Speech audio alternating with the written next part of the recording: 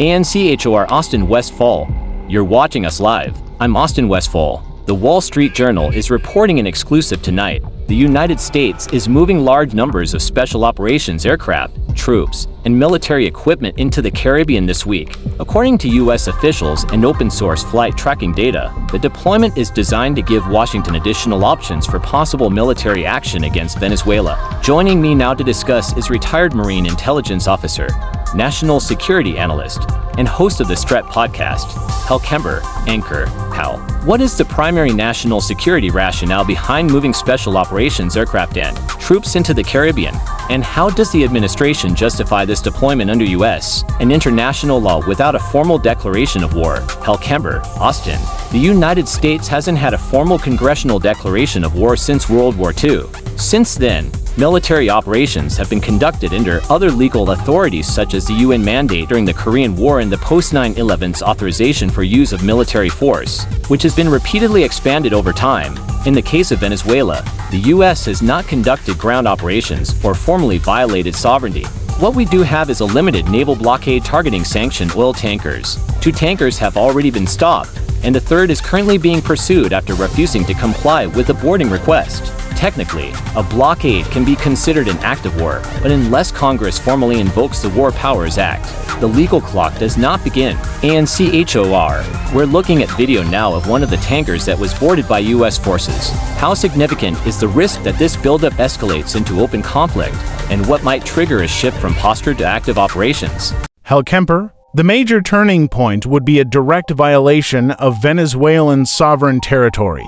What we're seeing right now is not an invasion force, but it is a very capable raid and strike force. The presence of special operations aircraft and troops suggests preparations for targeted raids, drone strikes, missile strikes, or limited naval gunfire. These types of operations are designed to keep an adversary off balance, degrade cohesion, and undermine confidence within the Venezuelan military.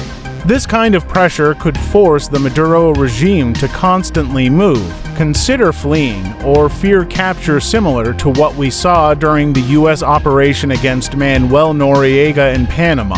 Anchor. To what extent is this military presence driven by counter-narcotics objectives versus pressure for regime change?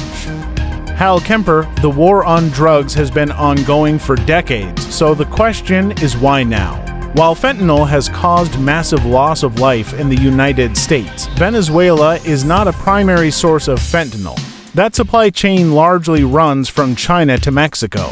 What is unique about Venezuela is its oil. Venezuela supplies fuel to Cuba, and cutting off that supply places severe pressure on the Cuban regime. There has long been a strategic view, especially among policymakers focused on the Western Hemisphere, that if Maduro falls, Cuba weakens as well.